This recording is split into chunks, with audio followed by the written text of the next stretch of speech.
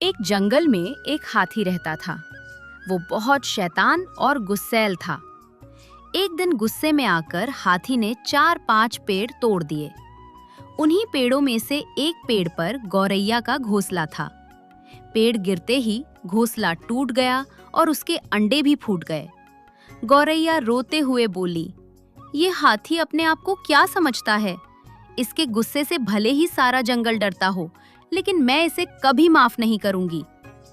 गौरैया रोते रोते अपने दोस्तों के पास गई, तितली, मेढक और कटफोड़ा। गौरैया ने उन्हें पूरी बात बताई। सभी दोस्तों ने मिलकर एक योजना बनाई। एक दिन मौका पाकर सब हाथी के पास पहुंचे। सबसे पहले मधुमक्खियां हाथी के कान के पास जाकर गुनगुनाने लगी और उसे मजा आने लगा। तभी कटफोड़ा आया और हाथी की आंख फोड़ दी। हाथी दर्द से चिल्लाया, बचाओ, बचाओ, मेरी आंखों में बहुत जलन हो रही है। दर्द से परेशान होकर हाथी पानी की तलाश में इधर-उधर भागने लगा। उसी समय मेढक दोस्त एक दलदल के पास ट्रॉटर आने लगा।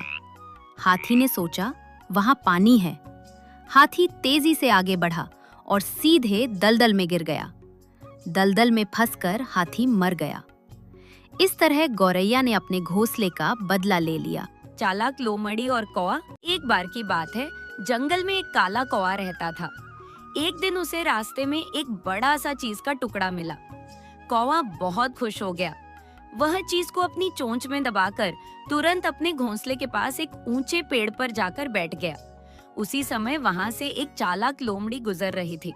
जब उसकी नजर कौवे पर पड़ी और उसने उसकी चोंच में चीज का बड़ा टुकड़ा देखा, तो लोमड़ी के मुंह में पानी आ गया। लोमड़ी ने सोचा, किसी भी तरह यह चीज का टुकड़ा मुझे चाहिए। उसने तुरंत एक चाल चली। वह कौवे के पेड़ के नीचे आकर मीठी आवाज में बोली, अरे कौवे भाई, तुम जैसे सुंदर पंख और शानदार काला रंग पूरे जंगल में किसी के पास नहीं है।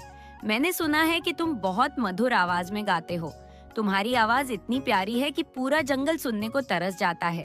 जरा एक गीत तो सुनाओ ना। कौवा लोमड़ी की बातों से अंदर ही अंदर बहुत खुश हो गया। उसका मन भर आया। वाह, मैं इतना सुंदर और इतना अच्छा गाता हूँ। लोमड़ी ने फिर कहा, कृपया एक बार गाकर तो दिखाओ। तुम्हारी सुरीली आवाज सुनकर मेरी सुबह बन जाएगी।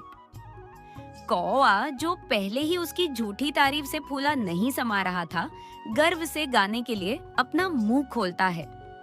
और जैसे ही उसने कांव कांव करके गाने की कोशिश की, उसकी चोंच खुल गई और चीज का टुकड़ा नीचे गिर गया। लोमड़ी तुरंत उछलकर उस चीज को उठा लेती है। बेचारा कौवा समझ गया कि लोमड़ी ने उसे झूठी तारीफों में फंसाकर धोखा दिया है। उसे अपनी मूर्खता पर बहुत पछतावा हुआ।